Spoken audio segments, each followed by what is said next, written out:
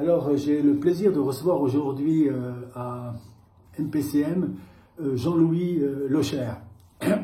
Et je commence avec lui par les 3 livres qu'il veut proposer à ceux qui nous écoutent et qui l'ont marqué dans sa vie d'homme. Oui, alors bon, puisque je suis un féru d'hélicoptère, on pourra lire Bernd van Doornik, Autour du Cervin, tous les sauvetages, toutes les missions qu'il a faites. Il y a un livre qui a été écrit qui est super sympa. Parole d'honneur de monsieur Bruno Bagnoux, qui est aussi sympa, et on finira par le SAF, Secours aérien français dans le Mont Blanc. C'est chaque fois des aventures incroyables, vraiment intéressant à lire. Alors, je me suis demandé, en préparant ce petit entretien, qu'est-ce qui reliait la crosse, le puck, les hélices et les haltères? Alors, quand j'ai joué à Chaux-de-Fonds, j'avais 21 ans, et j'avais invité à venir avec moi à Chaux-de-Fonds ma future femme. Elle a fait la saison là-bas avec moi, et je me suis dit, Jean-Louis, il faut faire quelque chose dans la vie, il faut construire une famille, et pour ça, il faut avoir un métier qui est solide, parce qu'en étant recueilleur professionnel, après coup, on n'est pas terrible. Alors, j'ai pensé à 2 choses. Les computers qui sortaient, ça m'intéressait, et pilote d'hélicoptère. Bien entendu, le deuxième, je suis un gars pratique, et le deuxième est resté ancré.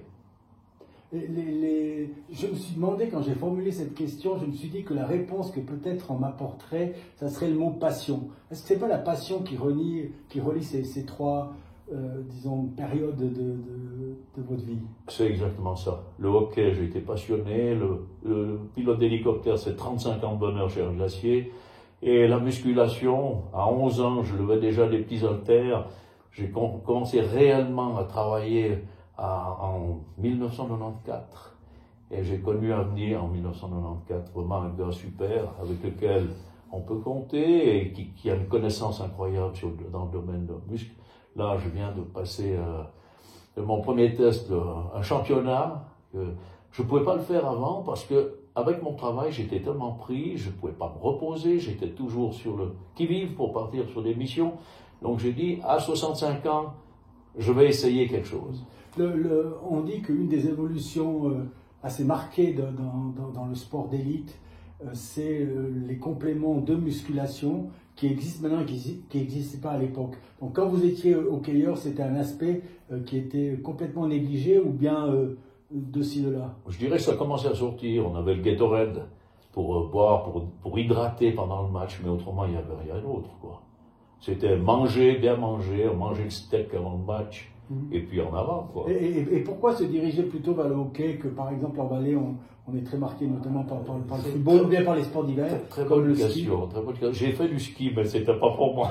J'adorais skier, hein. Mais le hockey sur glace, parce que en fait, l'histoire, elle part d'un entraîneur, monsieur Henri Pillet, à l'époque du HC Martigny, qui a été voir mon prof de gym, et il lui a dit, écoute, essaye de discuter avec Jean-Louis si ça l'intéresserait pas de faire du hockey. Vous patiniez à l'époque déjà? Mais oui, mais les mercredis, samedis et dimanches, on était toujours à la patinoire. Et puis j'avais un bon patinage, donc c'est déjà la base du hockeyeur. Et puis ensuite, j'avais le gabarit. Et le prof Élie Bovier est venu vers moi, Jean-Louis, j'ai dit, mais oui, je commence demain. Et ça, c'était quand j'avais 13 ans. J'arrive à la maison, je dis à maman, maman, j'aimerais commencer le hockey. Elle m'a dit, tu ramènes d'abord des bonnes notes de l'école et tu iras au hockey l'année suivante. Pardon. Puis j'ai lu quelque chose, je crois que c'est votre mère aussi qui disait que c'était trop dangereux. Est-ce que les parents ne doivent pas être, disons, un peu craintifs sur le jeu du hockey? Est-ce que c'est pas un jeu qui peut-être est trop dur? Il l'était. Maintenant, avec les protections, vous risquez plus rien. Mais à l'époque, on n'avait pas de visière, on avait juste un casque. Et pour citer ma maman, je suis arrivé entre les fêtes à Nouvel An, j'avais eu entre 10 et 15 points de suture sur 3 accidents que j'ai eu, des contacts, POC, canne, et puis tombé sur la glace. Donc elle m'a dit, non, elle a eu pitié. Elle m'a dit, Jean-Louis, ça suffit. Si tu continues, tu ne peux plus jouer du hockey.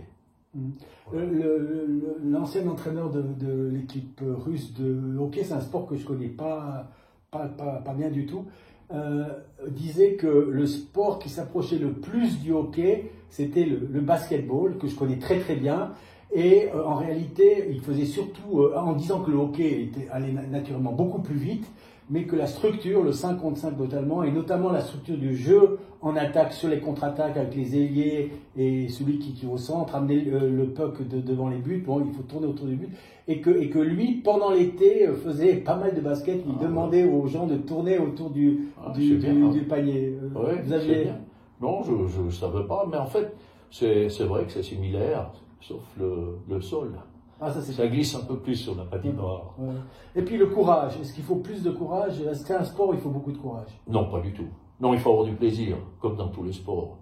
Le courage. Parce que celui qui ne connaît pas, qui n'a jamais pratiqué, on se dit que quand on est contre les bandes, avec des gens qui ont 100 kilos qui arrivent contre les attaquants, ça ne doit pas être toujours... C'est vrai que c'est pas agréable, mais bon, moi j'avais un bon gabarit. Je me rappelle une fois avec Sierre, au début quand je jouais, à Yverdon, match amical, j'ai côtoyé, enfin on a fait un contact frontal avec Laurie Mononen.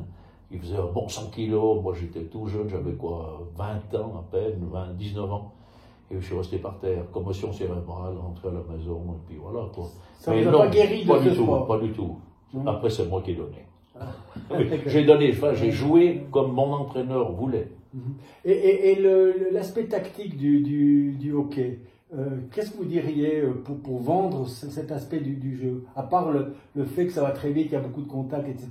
Est-ce que c'est quelque chose qui est très important? Très important. Si vous avez vu la Coupe du Monde, la technique des footballeurs, c'est magnifique. Le hockey, c'est la même chose. Faire circuler le puck. Il faut se rappeler que le puck, il va plus vite qu'un patineur.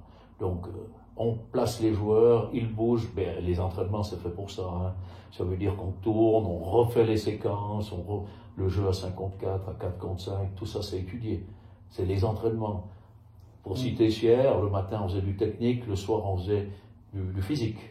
Puis alors, il y a naturellement des questions un peu bateau, mais je trouve assez importantes parce que ça qualifie un peu les gens. Dans le hockey, on reste dans le hockey, c'est quoi votre meilleur souvenir et votre pire souvenir qui s'inscrit maintenant au moment où je vous pose la question? Alors, pire souvenir, c'est 10 points de suture ici avec... au cours d'un match? Oui. Alors, c'était contre Genève Servette à Sierre. Le gars vient sur le but, moi je suis arrière, et puis il a voulu faire une passe, il a dû se louper, le puck il est monté vertical. Je l'ai chopé là, double fissure dans le maxillaire. Le lendemain matin, j'ai dû aller faire un trou dans les sinus pour évacuer le sang qu'il y avait dans les sinus, sinon c'était dangereux. Je suis allé à l'époque à Sierre. Ça, c'est un des pires souvenirs. Quand je suis arrivé à la bande, les gars m'ont pris un de chaque côté. Quand je suis arrivé, ils m'ont lâché. Puis moi, je savais plus où j'étais. J'ai tapé la tête dans la bande, j'ai basculé. Je dis, ah, maintenant je retrouve la mémoire. C'était magnifique. Et puis, et le souvenir le plus gratifiant, le plus heureux? L'ascension en Ligue nationale avec c'est le match contre Coire. C'est le match après Coire. Ah, oui, on est monté contre Coire, mais après on a fait le dernier match contre Berne à Sierre. Les gens disaient, quand tu vois plus les yeux, il y a en dessus de 6000 personnes, il y avait, je pense, dans les 7000 personnes à Graben. Et on pouvait perdre, on était quand même qualifiés, mais on a gagné 7-2 contre Berne. Berne qui était à l'époque champion suisse et tout ce qu'on veut. Et là, une petite question un peu polémique. C'est quoi votre regard de hockeyeur sur le fait qu'on n'a jamais réussi, pour des raisons diverses, à remplacer Graben? Moi, je pense que c'est financier et politique. Mais c'est vrai que Graben, ça c'est vieux. Hein. Très vieux. C'est très vieux. À l'époque où il n'y avait pas le toit, j'ai vu encore l'année passée les gens qui tombent dans les toilettes ou je ne sais quoi, les plafonds qui coulent. Non. Il devrait absolument faire une nouvelle patinoire. Après, il y a le choix, il y a le coût. Bon, voilà, c'est dommage. Et les qualités qui font un bon pilote d'hélicoptère? Alors, le calme, la pensée, la peur aussi. On dit que bon, la peur pour la prudence. Elle est bonne conseillère. Mais c'est dur à dire. Moi, je vole pas techniquement, je vole avec le ressenti, le sentiment. Et c'est peut-être pour ça, j'ai toujours eu, quand j'étais jeune, j'ai conduit des machines de chantier, j'avais le feeling. Celui qui n'a pas le feeling, il peut pas faire ce métier. Maintenant, on travaille toujours plus loin avec les élingues, on travaille... Bon, après 35 ans, je sais pas, d'expérience, on peut dire qu'il y a quand même une vocation, dans le sens, c'est l'appel du métier vers Jean-Louis Lecher. Alors la chance, c'est de travailler chez un glacier et de toucher à tout. Ma spécialité, c'était le traitement des vignes, c'est sport. C'est dangereux, ça va vite. Après, les sauvetages, c'est gratifiant, parce qu'on pourrait dire ce qu'on veut, le pilote tout seul, il fait rien. On a une chaîne là-dedans, avec le médecin, le guide, l'assistant de vol, il ne faut pas l'oublier non plus. Et tout ça, ça forme une entité. Et puis, au final, on a sauvé une vie. Ça, dans notre métier, c'est ce qui est le plus beau, c'est gratifiant de penser qu'on a réussi à sauver un jeune de 20 ans. Alors justement, de nouveau, j'ai cette même question, le souvenir le plus gratifiant et le plus désespérant dans le pilotage. Dans le pilotage? Oui, comme pilote d'hélicoptère. Comme pilote d'hélicoptère, c'est un sauvetage que j'ai fait à Grillon en 1986. Je venais d'être engagé c'était début 86, et sur le mois de décembre, à Grillon, il y a un jeune de Paris de 20 ans qui s'est perdu. Il est resté 2 jours et 2 nuits dans la neige. Il y a eu 200 personnes qui ont été engagées.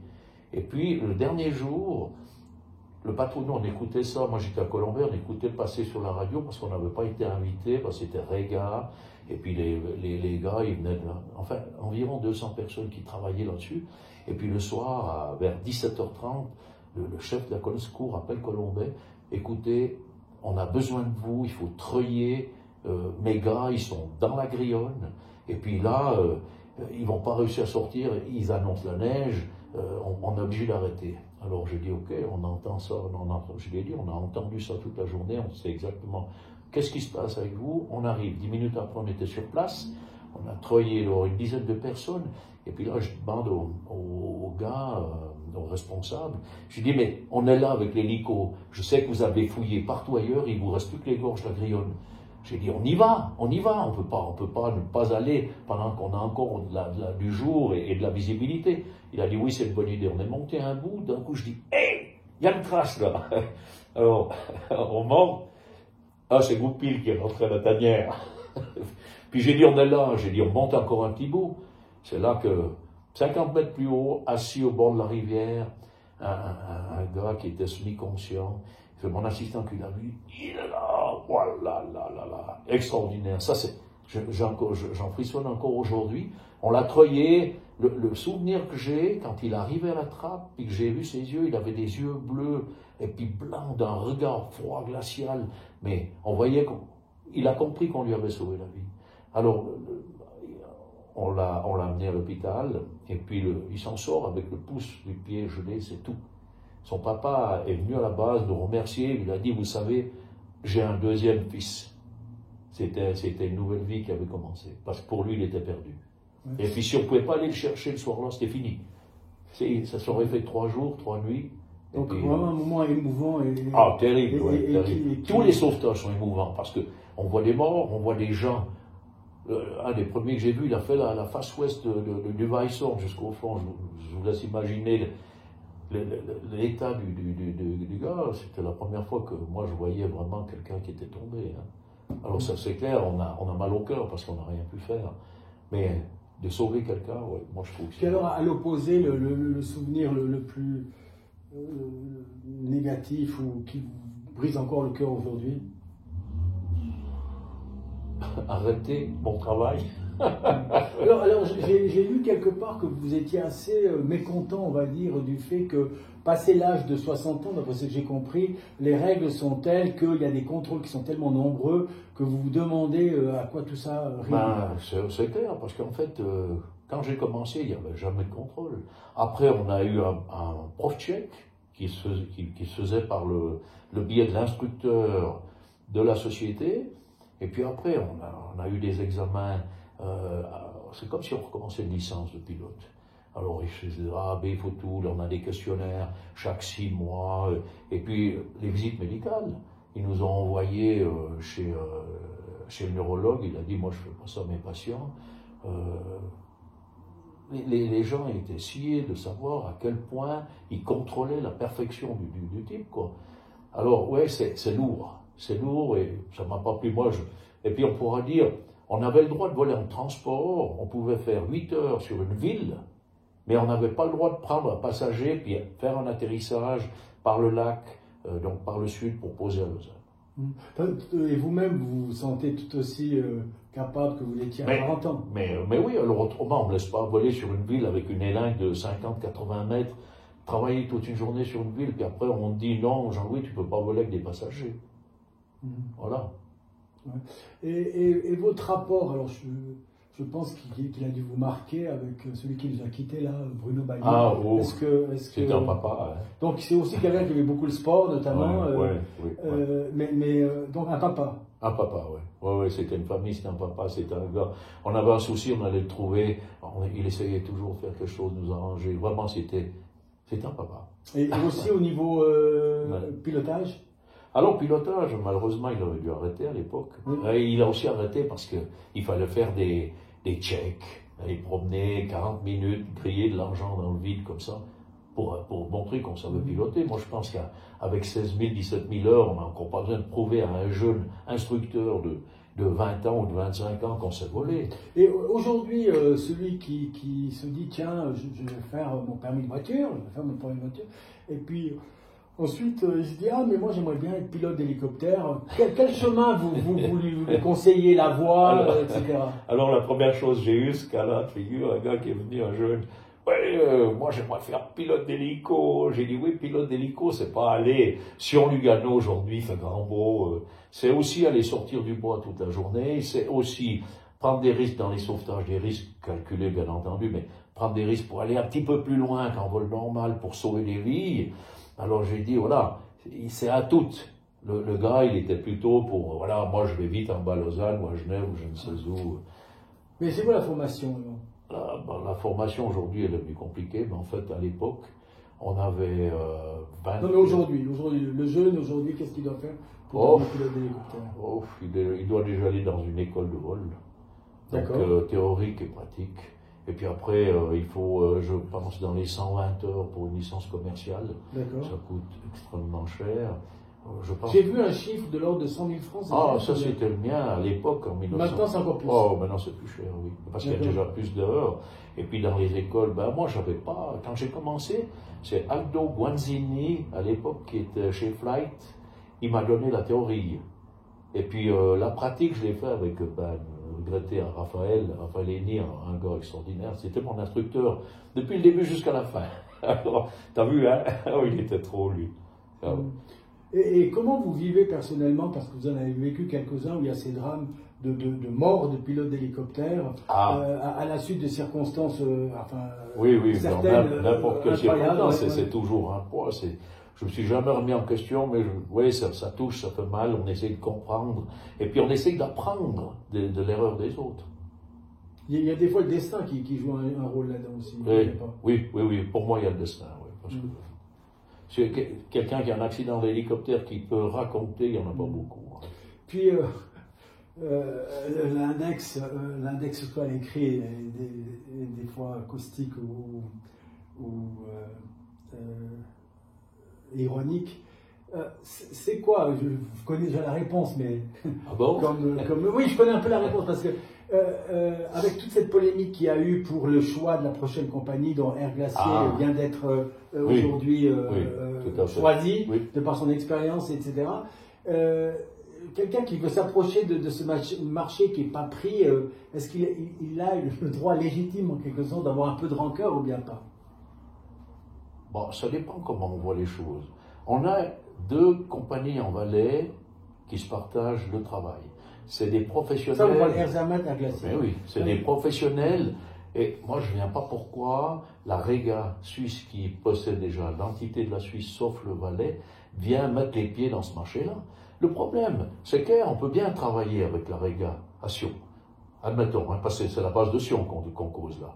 Mais comment ça va se passer? Alors, Air Glacier part en premier, Rega part en deuxième. Et Rega, ils ont une machine posée à Sion. Ils font comment? Le jour où c'est partagé, on dit, cette semaine, c'est Rega qui part, même avec sa compagnie affiliée, ils n'arriveront jamais à donner le tour. Jamais, jamais. Déjà, l'autre compagnie, elle fait du commercial. Ces hélicos, ils sont peut-être pas là. Ça, c'est déjà une chose. La Rega, quand ils partent sur une mission, et puis qu'il y a 4 missions en même temps, ils vont faire venir Zurich, Genève, Lausanne, pour venir travailler en Valais. Ça tient pas l'eau. Donc, au niveau technique, si vous dites qu'il n'y avait absolument pas photo entre les projets présentés, que c'était une décision vraiment très facile à prendre. Ah, pour moi, oui. Après, c'est pas moi qui juge. Non, d'accord, mais si vous mettez dans la peau de ceux qui ont eu à décider, il n'y avait pas photo là. Non, il n'y a pas photo. Et puis en plus, c'est des compagnies qui n'ont pas approuvé. Je sais qu'il y a une étude qui a été faite l'année passée par l'OCVS et ils ont pris toutes les données qu'Air-Glacier a faites, ils ont été dans les clous chaque fois. Qu'une fois une personne peut attendre, ça dépend. Après, s'il y a 3 cas qui arrivent en même temps et puis qu'il y a 2 machines qui sont là, on va sur les 2 qui sont les plus urgentes. Et la 3e, elle arrive. Et puis maintenant, avec comme Air-Glacier et Air Zermatt sont unis, ben, depuis Zermatt, si vous devez aller au Saint-Bernard, vous mettez autant vite que si on part de Sion. Alors vous avez dit tout à l'heure que dans le hockey, bon, les entraînements ont un peu changé. Vous avez tenté de connaître le champ des haltères en 1994. Comment vous êtes arrivé dans ce domaine de la musculation que vous maîtrisez aujourd'hui? Voilà. Dans mon jeune âge, c'est-à-dire à 16 ans, j'avais toujours mal au dos. J'ai dû arrêter mon apprentissage de monter en chauffage après 2 ans. J'ai été voir un médecin qui m'a envoyé chez un spécialiste à Lausanne. Puis il a dit, Monsieur Locher, vous avez un Scheuermann, c'est une décalcification d'une face de la vertèbre. Donc elle est fragilisée avec une double scoliose. Qu'est-ce qu'il faut faire? Alors, est-ce que je peux continuer le hockey? Il m'a dit, je vous le conseille, faites du hockey, faites du sport. Tant que vous ferez du sport, vous n'aurez pas mal au dos. Vous n'allez pas mourir à cause, mais avec la maladie. Quand on vous dit ça à 16 ans, ça fait drôle. Donc, j'ai dit, Jean-Louis, fais quelque chose. Qu'est-ce qui peut être le mieux pour mon corps avec un Scheuermann? C'est la musculation. J'ai commencé la musculation pour muscler le dos, les abdominaux, pour tenir en haut toute cette masse. Et puis aujourd'hui, j'ai 65 ans. Vous avez continué, on va dire là, depuis 30 ans, on va dire 28 ans. Mais déjà avant, je faisais de la musculation. Déjà avec le hockey, on faisait entre 2 et 3 mois de musculation avant la glace. On faisait du running, on allait courir, on faisait tout, mais de la musculation, y compris. On avait besoin de gonfler un peu la bête. Pas des machines. Non. D'accord. Et là, vous êtes venu au complet, on va dire. Mais oui, parce que j'ai pris goût. Alors, justement. J'ai pris goût. Il est où le plaisir? Mais le plaisir. Il est où le plaisir de... C'est d'essayer d'aller toujours un petit peu plus loin. Quand vous arrivez, ça c'est pas... c'est personnel. Hein. Moi, quand j'arrive à me battre contre les poids, au début, je prends des 10 kilos, puis à la fin, je finis avec des 40. J'ai eu le bénéfice d'avoir de la croissance, d'avoir plus de force. Et puis la force va tenir encore mieux mes muscles. Mes muscles vont tenir mieux, c'est ce squelette qui est un peu endommagé. Alors, et puis l'importance d'être entouré d'entraîneurs ou de coachs qui s'y connaissent, c'est pour vous décisif ou pas? Ah oui, parce que tout seul, on connaît pas toutes les finesses du métier. Alors, maintenant, qu'est-ce qui m'a freiné jusqu'à 65 ans? C'est que, justement, mon travail ne le permettait pas. Parce que je peux pas aller pousser 15 à 20 tonnes et puis après aller voler des hélicos. Je suis fatigué, j'ai besoin de me reposer, j'ai besoin de manger aussi. Et là, je me suis dit, à 65 ans, Jean-Louis, tu vas pousser un peu plus. D'ailleurs, avant... Alors, le temps passé, ça correspond à quoi, par exemple, aujourd'hui, dans le champ de la musculation, dans une journée ou une semaine? Aujourd'hui, madame? Oui. Alors, c'est 5 entraînements par semaine.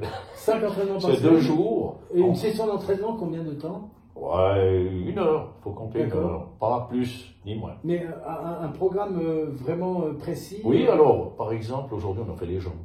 D'accord. Quand vous dites on, vous êtes toujours avec quelqu'un? Alors j'ai la chance d'avoir Sébastien Vouillot qui gère son fitness du côté de Comté, l'Olympiade. Et puis on a commencé à s'entraîner et avant les championnats, c'est-à-dire il y a peut-être 2-3 mois. Parce que lui, il faisait ce concours. C'est quoi un concours de musculation? C'est un championnat. C'est quoi un championnat? C'est aller faire du posing, c'est faire une démonstration, c'est montrer ce qu'on a eu comme gain, et puis les juges jugent, il faut demander à mon ami, lui il connaît ça, c'est son job. Enfin, il juge la qualité, il juge le positionnement, la masse musculaire aussi. Alors c'est très intéressant parce que on arrive à prendre 5, 10 kilos, mais bon, il faut entretenir aussi. Puis pour moi, ce que je dis, c'est toujours, ça va me bloquer cette colonne, ça va me la solidifier. Alors je ne vais surtout pas arrêter la musculation, surtout quand on prend goût. C'est juste génial, quoi. Et donc là, vous avez dit une séance de jambes et autrement, Alors, les 4 autres fois de la semaine. Alors, on va dire, on fait pectoral avec biceps. Le lendemain, on fait dos, triceps. Après, on fait épaules, on fait les trapèzes derrière avec un peu de mollet. Puis le dernier jour, on fait sur 4 jours, puis ça roule. On reprend un régime, on recommence. Vous voyez le progrès, l'amélioration. Oui, si vous n'entraînez pas 2 semaines d'affilée, vous voyez la décompensation. Alors, pas physiquement, mais si on loupe un mois, par exemple, quand on reprend, à la place de prendre les 40 kilos, on prend les 20. Et puis on remonte gentiment. Parce que ça ne pardonne pas. Hein. Si vous voulez prendre trop lourd, c'est déchiré, il faut faire très attention. On sait que dans le champ de la musculation, il y a les compléments alimentaires. Quelle est l'importance par rapport au progrès et puis au bien-être ou non Oui, ça aide à prendre la masse, quoi. C'est le but. Hein. Si on fait de la musculation, c'est de prendre un peu de masse pour entourer l'os, quoi.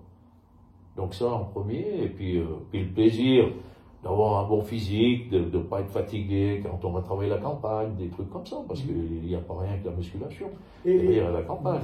Dans le sport que vous avez pratiqué ou connu par l'extérieur, etc., c'est quoi votre regard sur les produits adjuvants dopants Est-ce qu'on est dans le champ du mythe ou de la réalité concrète? Il y a les produits, après, il faut déjà les connaître, hein, et puis je pense que ça coûte très cher, alors, oui et non, moi je dirais musculation, on en entend parler, mais les sports que j'ai fait avant, j'ai jamais entendu parler de produits dopants. D'ailleurs, on était contrôlés, hein. Par exemple, des matchs de hockey, ils prenaient 2-3 numéros de pull, et puis voilà, vous allez verser l'urine pour savoir. Mais alors, votre regard que quand vous voyez en athlétisme, en cyclisme, enfin en haltérophile aussi, etc., où on sait qu'il y a eu ces dépassements légaux manifestes, on va dire. C'est dommage. Vous qui avez fait du sport d'élite, etc., vous voyez ça comment? Non, moi je trouve que c'est dommage. Si on veut se doper, on se dope, mais on le dit, il n'y a pas besoin. Alors, un gars qui est dopé, déjà en cyclisme, il ne part pas sur un Tour de France ou sur des trucs comme ça. Il ne faut pas le cacher. Il ne faut pas le cacher. Si vous voulez vous doper, vous dopez. Et puis, bon, il faut le faire avec un médecin.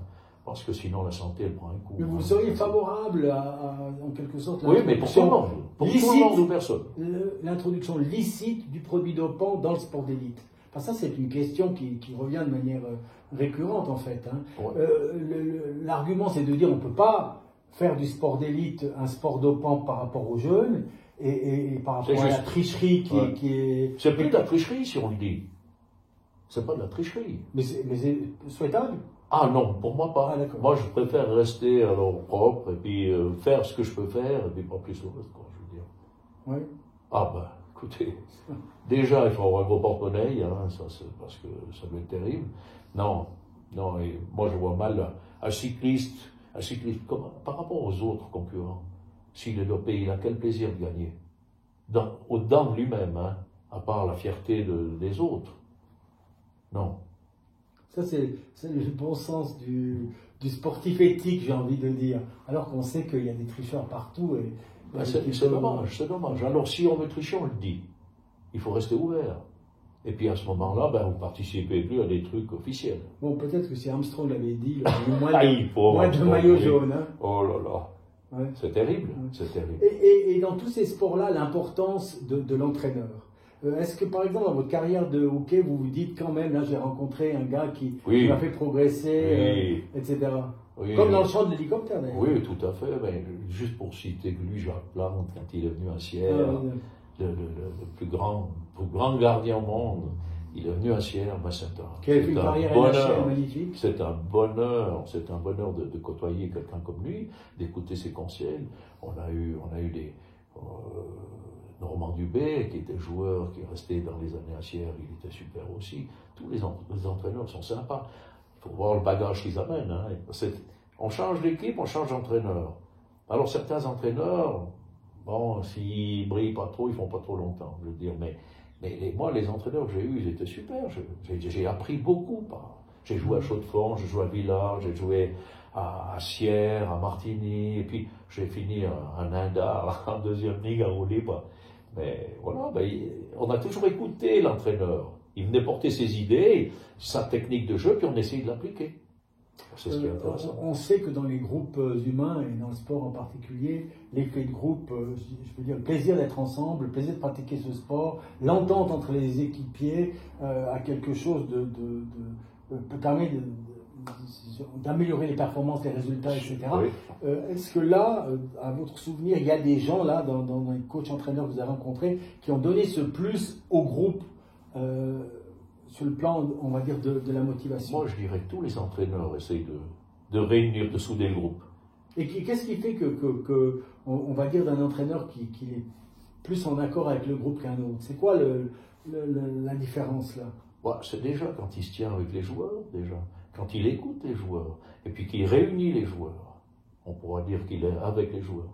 Je pense que moi, je n'ai pas connu ça. Hein. J'ai plutôt joué avec des entraîneurs qui unissaient les gens. Alors, peut-être que l'entraîneur qui veut faire ça pour lui, il ne va pas sortir avec les gens après les entraînements, boire un petit jus ou bien manger un morceau. Il va aller dans son coin, il va être stratégique, et puis il va venir, puis il va donner ses ordres, et puis il est froid déjà quand il parle, il ne va pas essayer de corriger les joueurs, ou alors il va être un peu dur avec les gens. C'est pas toujours agréable. Si on est dans un team de 20 joueurs, et puis il commence à harceler à gomme, non, je dirais non. Et donc là, vous privilégiez quand même plutôt moi je suis le comme gars ça. Qui va manger la fondue avec les autres. Non, fondue pas, parce que c'est un peu lourd. Hein. Voilà, un peu lourd. Un peu lourd. Mais oui, qui sort un peu avec les gens. Oui, moi je viens sur Normand parce que je l'ai eu comme entraîneur à Sierre, à Martigny. C'était un gars qui était strict, mais il parlait, on l'écoutait, et puis on avait envie d'apprendre. Voilà, pour moi c'est ça un entraîneur. Est-ce qu'on dit qu'il y a des gens qui jouent pour l'entraîneur? Ils ont cette aura qui fait qu'à un moment donné, on entend souvent vraiment on se dépense pour lui. Dans le sport d'équipe, je crois pas. Personnellement, moi je jouais pour l'équipe. Alors c'est clair que l'entraîneur, il va vous dire ce qu'on doit faire, donc on va le faire. Mais non, je ne vais pas aller taper dans un bonhomme parce que l'entraîneur il dit de taper dans un bonhomme. Si c'est ça qu'il veut vraiment, oui peut-être, mais non, je vais jouer pour l'équipe. Je ne vais pas, moi, essayer de faire un solo pour aller au goal dans le hockey, alors que je peux faire un joli jeu de passe. Puis votre regard d'Européen, de Suisse, par rapport à ces combats qu'on organise sur les patinoires, de temps en temps, les hockeyeurs enlèvent les gants. C'est du show, c'est pour, mais le public a besoin de ça. Alors, tant mieux pour eux. Non, chez nous, j'aimerais pas. Pour moi, ça n'a pas de valeur. Le hockey, c'est un puck, c'est une canne, c'est du jeu d'équipe, on se fait de la passe, on va marquer un goal et on est content.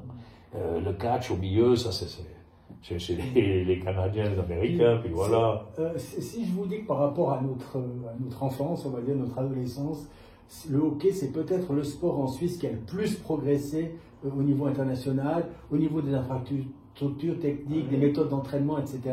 Est-ce que j'exagère ou bien? Non. Pas tous les sports ont progressé, mais oui. Il me semble que là, il y a eu des paliers qui ont été franchis de différentes manières. Oui. Et à cause de quoi? Les étrangers qui sont venus chez nous donner des conseils. Déjà, le joueur canadien qui vient jouer, il va donner un coup de main à son collègue sur la glace. En théorie, il fait comme ci, fait comme ça, tu ne devrais pas aller là, tu ne devrais pas faire comme ça. L'entraîneur, il porte aussi son fruit. C'est un tout. C'est le sport d'équipe, c'est un tout. Alors, c'est bien, ils amènent leurs idées, leurs techniques de jeu. On a copié sur les Russes, on a copié sur les Canadiens, sur toutes les équipes. Les équipes, c'est fait pour ça. Hein. Ça s'étudie, et puis après, on essaie de jouer leur jeu. Et est-ce qu'aujourd'hui, vous êtes toujours un spectateur avisé, ou bien vous dites, j'ai participé à tellement de matchs, j'ai vu tellement de matchs, que finalement, mon plaisir, c'est d'aller ailleurs, faire autre chose, alors, etc. J'ai tellement eu mal au cœur d'arrêter le hockey, que je me suis dit... Jean-Louis, tu restes à la maison. Je ne pouvais pas aller voir un match. J'ai essayé une fois d'aller voir le HC Linda, un petit match de deuxième ligue. Je suis arrivé à la maison, j'ai dit à Evelyne, ma femme, j'ai dit, non, lundi, je crois que je vais aller m'entraîner avec la 2. Ah, Loulou, tu commences pas parce que tu vas recommencer le hockey. Voilà. Alors non, j'ai mis un stop. J'essaye de pas trop aller dans le patinoire parce que je suis encore. Votre dernier match, vous l'avez encore en souvenir ou bien la dernière fois où vous avez mis le patin c'était en Inde en deuxième ligue, c'était sympa, c'était une équipe de copains. Non, c'était génial. Et puis en compétition en Ligue A ou Ligue B l'ascension, pour moi, ouais, on a eu. Non, mais je veux dire le dernier moment où vous vous êtes dit. Maintenant, je passe à autre chose, je vais en Ligue inférieure. Je n'ai pas connu ça, non. Non. Non. Non, en fait, la Ligue inférieure, j'ai été pour donner un coup de main à l'équipe. Je n'ai pas été parce que je voulais jouer du hockey. En allant, quand j'ai commencé chez Glacier, M. Bagnou, la première des choses qu'il m'a dit, j'ai commencé à Colombey, puis en 88, je suis venu sur Sion, il m'a dit, Jean-Louis, il faut que tu viennes habitation. Puis j'ai dit, mais est-ce que j'arriverai à prendre un peu de temps pour construire une maison? J'avais des terrains là, enfin, papa m'avait avancé des terrains. Et puis il m'a dit oui, Jean-Louis, pas de problème. Alors je viens dans la commune de Dinda, il y avait Sion qui m'avait demandé pour jouer.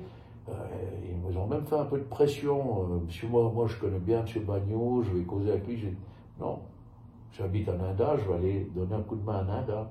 Et puis j'ai été jouer, mais pour donner un coup de main à l'équipe, pas parce que j'avais envie de jouer du hockey en deuxième ligue. D'ailleurs, j'ai pas une bonne expérience parce qu'on a fait un match inaugural avec Dinda à Vissois.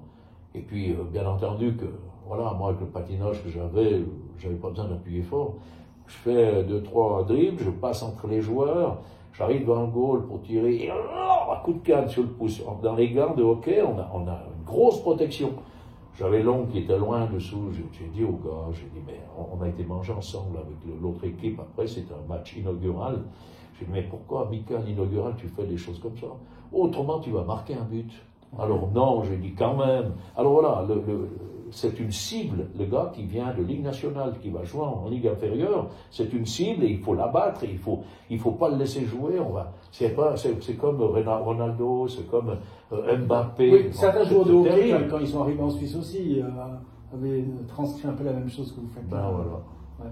Et puis alors peut-être ma dernière question là. J'avais fait référence à la formation du pilote, mais celui, le jeune, l'adolescent, qui veut commencer de la musculation et le faire sérieusement,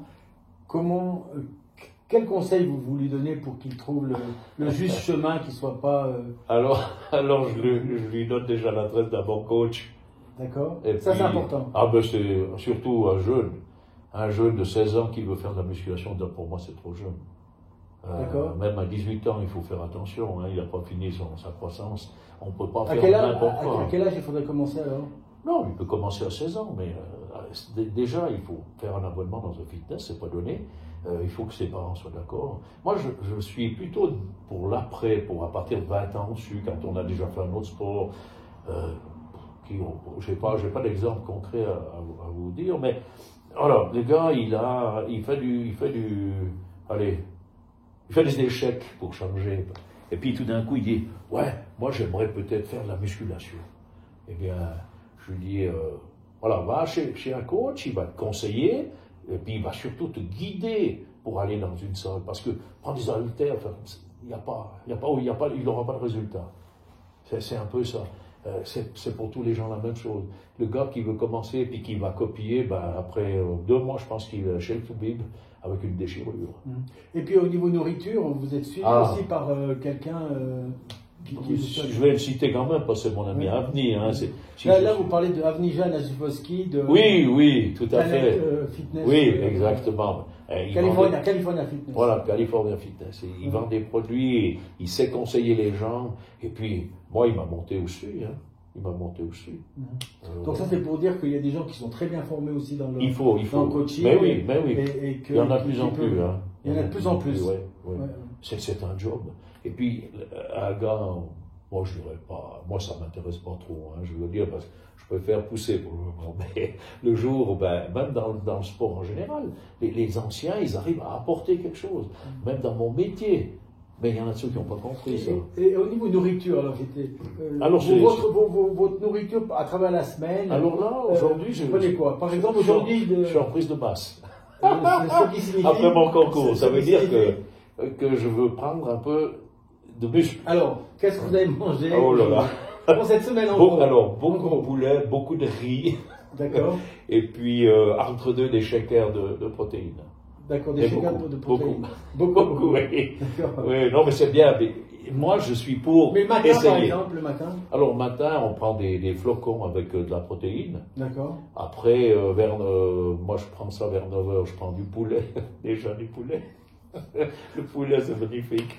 Pourquoi ça vous fait marrer le poulet? Parce que c'est poulet-riz. Poulet-riz. C'est poulet-riz. Enfin, Poulet-riz, ça fait prendre la masse. Ah, oui, mais après, c'est la quantité aussi. Hein. D'accord.